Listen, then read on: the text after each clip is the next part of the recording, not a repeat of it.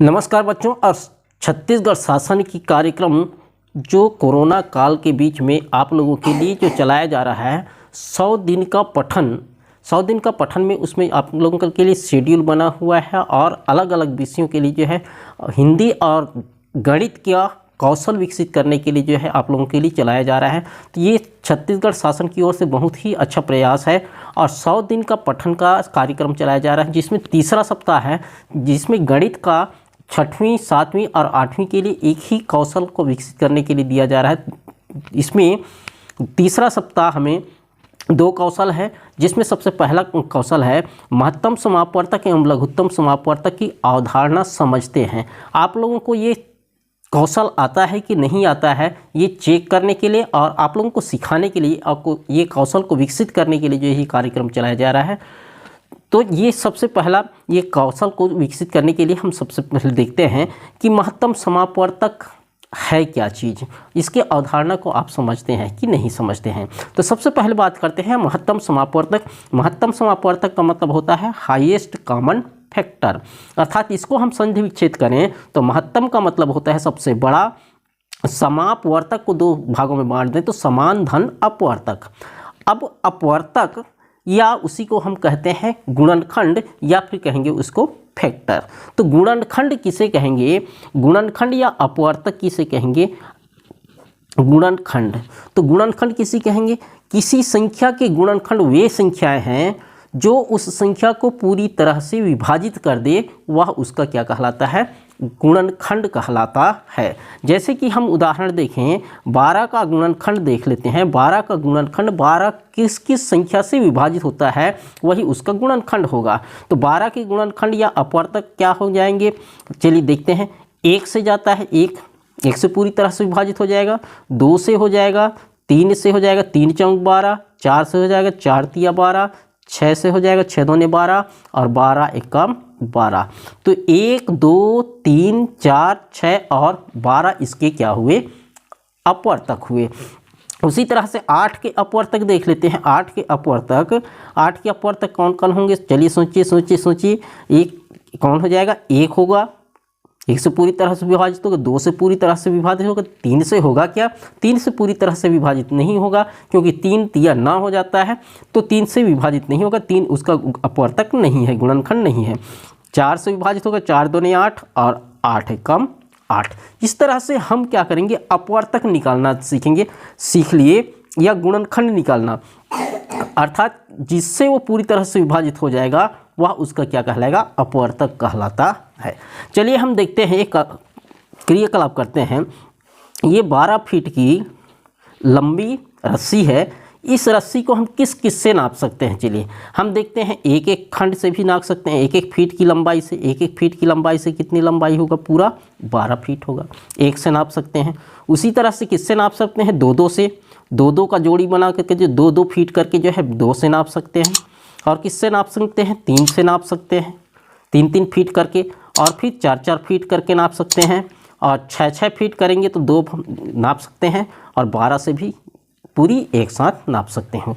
उसी तरह से 9 फीट की लंबी रस्सी है, उसको जो है किससे नाप सकते हैं हम, 1 से नाप सकते हैं, 3 से नाप सकते हैं, और किससे नाप सकते हैं, 9 से नाप सकते हैं। तो ये 9 का गुणनखंड कौन हो गया, 1 3 9, और 12 का गुणनखंड या 12 का अपवर्तक कौन हो गया, 1 2 3 4 6 और 12। ये तो रहा, हम अपवर्तक को हम समझ लिए कि किस तरह से अपवर्तक हम ज्ञात कर सकते हैं। महत्तम समापवर्तक निकालने की विधियाँ, इसमें हम तीनों विधियाँ पढ़ेंगे और तीनों विधियों को जो है एक ही अंक से या एक ही संख्या से हम देखेंगे कि किस तरह से तीनों विधियों को अलग अलग विधि से हम निकाल सकते हैं। तो सबसे पहला देखते हैं अभाज्य गुणनखंड विधि। अभाज्य गुणनखंड विधि, ठीक है। तो इसमें ले लेते हैं 24, 36 और 60। ये तीनों का हमको क्या करना है, महत्तम समापवर्तक निकालना है। तो महत्तम समापवर्तक निकालेंगे तो अलग अलग जो है ये गुणनखंड करेंगे, 12 का, उसी तरह से 36 का और 60 का। एक एक का कर लेते हैं।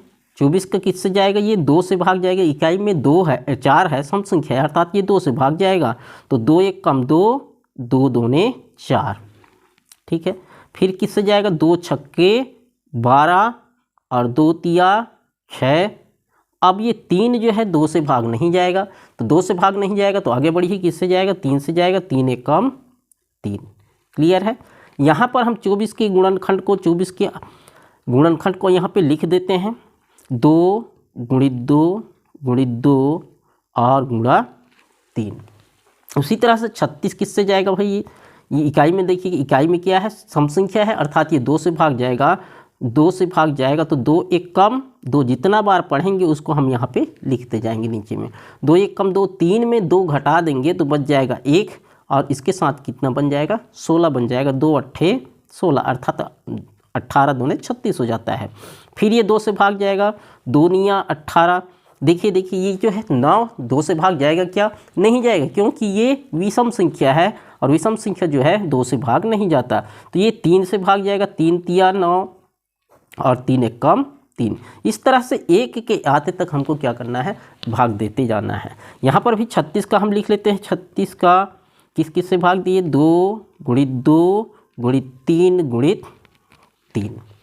ठीक है, आगे देखते हैं 60 का। ये भी 2 से भाग जाएगा, क्योंकि इकाई में क्या है, 0 है। 0 एक क्या है, सम संख्या है, अर्थात ये भाग जाएगा 2 से। 2 तिया 6, 2 शून्यम 0, 2 एक कम 2, 3 में 2 गया, बच जाएगा 1, और इधर 0 है, 10 बन जाएगा। ये 2 पंछे 10, और ये 2 से जो है नहीं जाएगा, 3 से जाएगा। आगे बढ़ेंगे, 3 पंछे 15, और ये किससे जाएगा, फिर 5 से जाएगा। 5 एक कम 5। इसका भी हम 60 का भी यहाँ पे लिख लेते हैं। 60 बराबर 2 गुणा 2 गुणा 3 गुणा 5। ठीक है, अब इसमें देखिए समान जो अपवर्तक है उसको हम छांट लेते हैं, गोला घेर देते हैं। 2 तीनों में है, देखिए गोला घेर दिए। फिर से 2 है, इसमें भी 2 है, और कौन है ये, देखिए, और 2 जो है एक में है लेकिन दोनों में नहीं है, तीनों में होना चाहिए। तीनों का में जो रहेगा, समान रहेगा अपवर्तक, उसको हम गोला घेर देंगे और उसको हम बाहर निकाल देंगे। समान अपवर्तक कौन हुए, समान अपवर्तक 2 गुणा 2 गुणा 3। तो इसको हम गुणा कर देंगे तो कितना हो जाएगा, ये 2 दूने 4 और 4 तिया 12। तो 24, 36, 60 का महत्तम समापवर्तक कितना हो जाएगा, 12। ये हमारा क्या है, आंसर होगा। इस तरह से हम क्या करेंगे, अभाज्य गुणनखंड विधि से हम कोई भी संख्या का जो है क्या कर सकते हैं, महत्तम समापवर्तक निकाल सकते हैं। महत्तम समापवर्तक निकालने की दूसरा विधि देखते हैं, अपवर्तक विधि। अपवर्तक विधि 24, 36 और 60 का ही निकालते हैं। तो 24 के अपवर्तक देखते हैं। 24 के अपवर्तक कौन कौन हो जाएंगे, 1 2 3 4 6 8 12 और 14। इसमें से जो ये 24 पूरी तरह से भाग चला जाता है। उसी तरह 36 के अपवर्तक क्या हो जाएंगे, 1 से भाग जाएगा, 2 से भाग जाएगा, 3 से, 4 से, 6 से, 9 से, 12 से, 18 से और 36 से जो है विभाग जाएगा। तो इसके अपवर्तक को लिख लेंगे। उसी तरह से 60 के अपवर्तक 1 2 3 4 5 6 10 12 15 भी होगा, 20 भी होगा, 30 भी होगा और 60 भी होगा। इसके अपवर्तक को हमने लिख लिया। तीनों के अपवर्तक को लिख लिया, और जो समान अपवर्तक है उस पर हम गोला लगा दिया। एक समान अपवर्तक है, 2 तीनों में है, 3 भी तीनों में है, 4 भी है, 5 6 भी है, 5 तीनों में नहीं है, और 12 है। तो समान अपवर्तक कौन कौन हो गए, 1 2 3 4 6 और 12। लेकिन हमको क्या निकालना है, सबसे बड़ा समान अपवर्तक निकालना है, अर्थात महत्तम समापवर्तक निकालना है।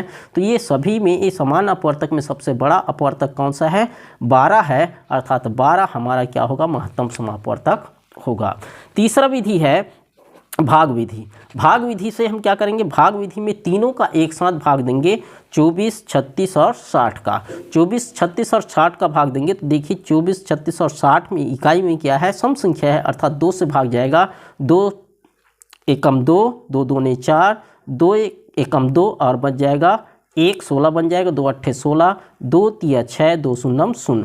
फिर ये 2 से भाग जाएगा, 2 छक्के 12, 2 निया 18, और 2 15 30 अर्थात 2 एकम 2 और बच जाएगा 1, 10 बन जाएगा, 2 पंछे 10।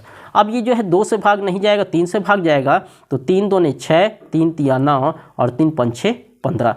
हमारा किस किस से हमने ये भाग दिया, ये 2, 2 और 3 से, तो 2 गुणा 2 गुणा 3।